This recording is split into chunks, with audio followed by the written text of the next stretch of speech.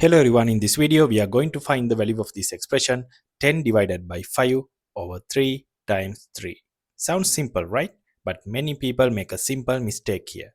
When they see 10 divided by 5 over 3 times 3, they quickly try to simplify the 5 over 3 times 3 part first.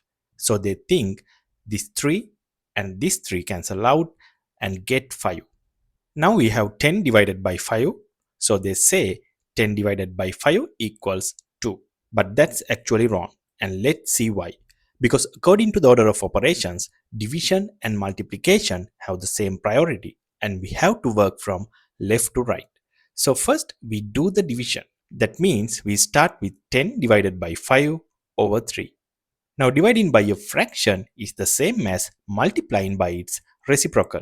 That means we flip the fraction upside down. So 10 divided by 5 over 3 becomes 10 times 3 over 5. And then we still have to multiply this by 3.